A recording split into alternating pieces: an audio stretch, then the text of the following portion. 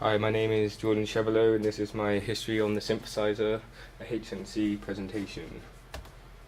In this I'm going to talk about the history of synthesis, pioneers, creators of synthesis, FM, additive and subtracted synthesis and the influence it had on music.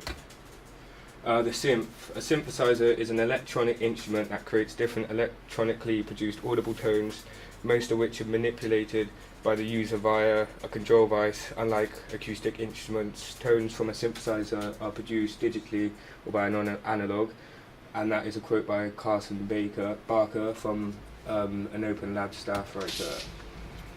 The synthesizer was made in 1876 by mistake when Elisha Gray found a self-vibrating electromagnetic circuit during his telephone experiments. It was a single note oscillator, and it was not till 1964 that the synth went mainstream. From there I found a link which Logic had posted up, and it basically said, "It may surprise you to learn the earliest seeds of modern electronic synthesis began in the twilight years of the 19th century. In the 1896 and 1897, an American inventor named Thaddeus Cahill applied for a patent to protect the principle behind an instrument known as the teleharmonium. It weighed like 200 tons. It was like just massive, powered by like 12 steam-powered electromagnetic generators. It played in real time using velocity sensitivity keys, and it could create several different sounds simultaneously. And they took it on a tour in 1906. There's a picture of it there, absolutely massive.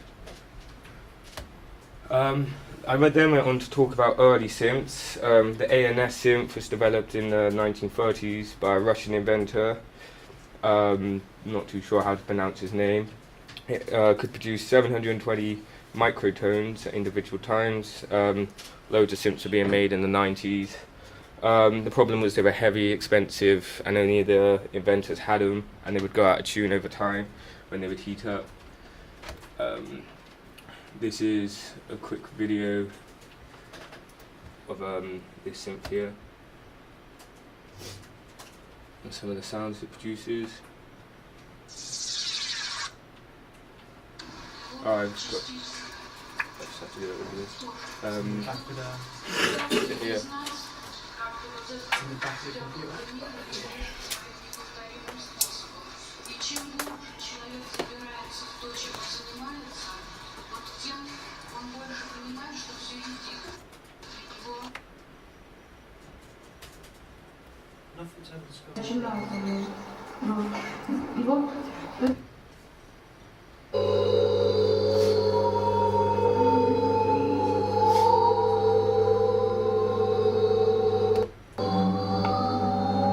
That's basically some of the sounds it creates. Quite atmospheric.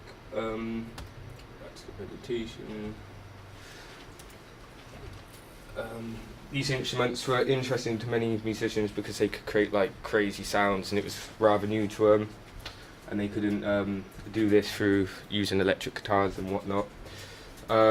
There's a quote there from Wagner, and this was quoted in 1988, and I can't remember what website I got that from.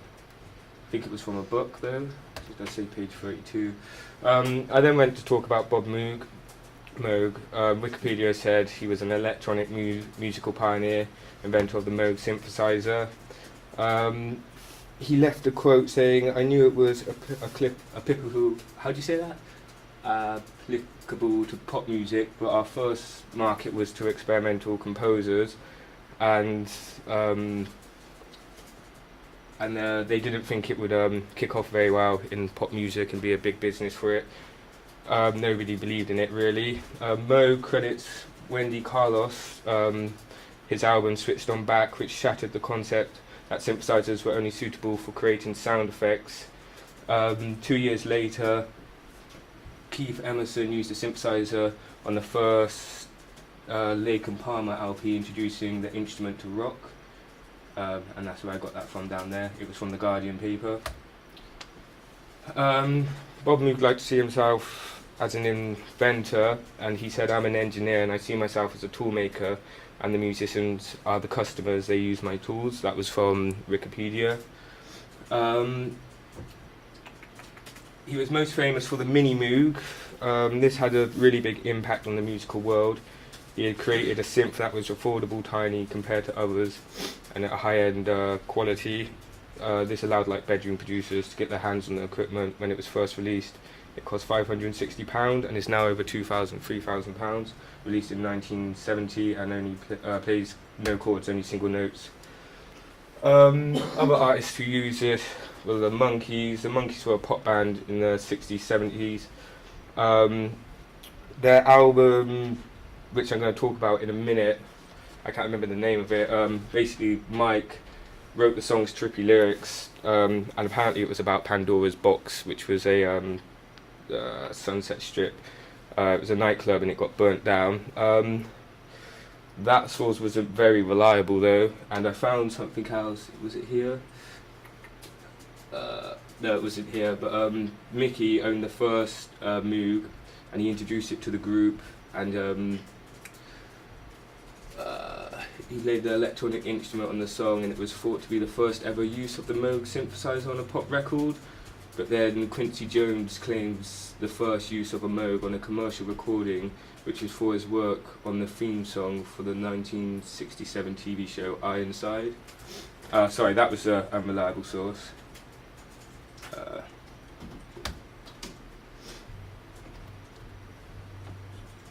do I go back? Mickey plays the Moog synthesizer on this track. It was the first time a Moog had been recorded for an album. Mickey had the third in existence. The other two were owned by Walter, Wendy Carlos, and Buck Owens. That was not a reliable source, but I've seen that somewhere else as well, which could mean it's quite reliable. The Monkees album, Pisces, Aquarius and Capricorn, and Jones took off in the early 70s as a pop song, making this a breakthrough for the Moog, for pop music, and it like basically took it on to like become commercial.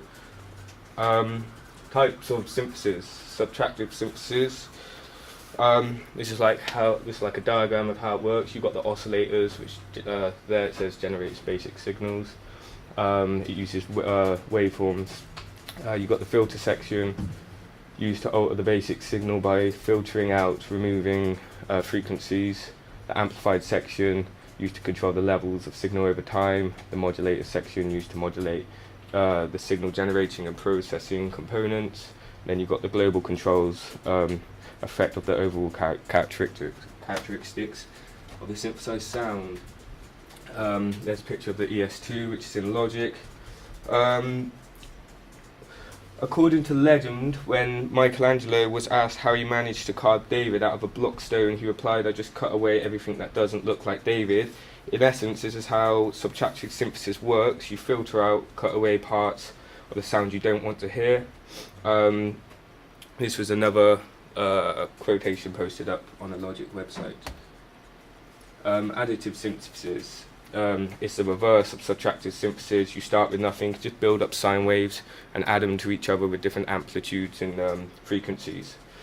As more and more sine waves are added, it creates harmonics. You could look at each sine wave as an oscillator. Logic doesn't use any instruments or synths which are additive. FM synthesis. I do have a quote here explaining it. I just have to get it up, which is from a book by Richard Charles on page 196, the C Sound book, Perspectives in Software Synthesis, Sound Design Volume 1. Is that coming up?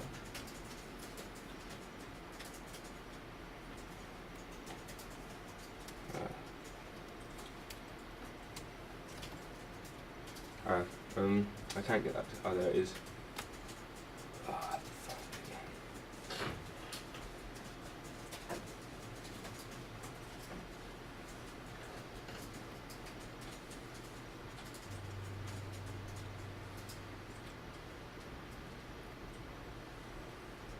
Here it says frequency modulation as a standard tool in digital synthesis. John Chowning defined it as digital implementations in a seminal article published in the early 70s. One of the real powers of FM synthesis is its capability to create dynamic spectrum with a minimum of complexity.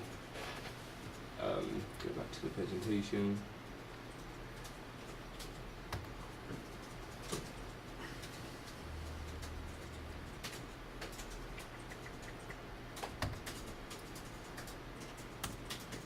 Effects it had on modern music. After writing up this presentation, I can easily say that the synthesizer has a worldwide effect on all types of music, starting at pop, going through to rock and most others.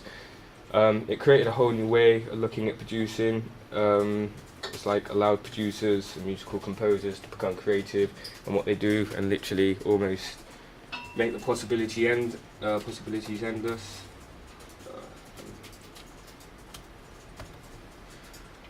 I've got a link of artists who have used the Moog synth.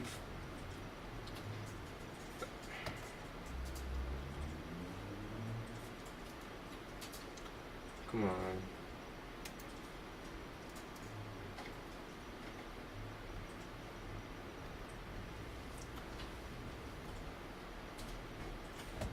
Can't even escape this now.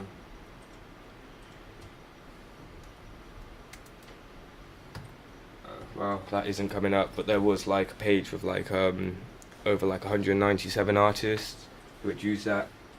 My conclusion on synthesis, if I were to say if it's a good invention or not for the musical world, if I had to write a conclusion on the effects of the synth leading up to the modern day, I could say nothing but good words really. It's like allowed us to create a whole new spectrum to be created in the musical world. Someone who was into classical music could disagree and state that they sound too metallic and lack warmth and they're too digital. But this could easily be avoided by going through like processing tools like sampling and relayering and things like that. And that is my presentation on synthesis.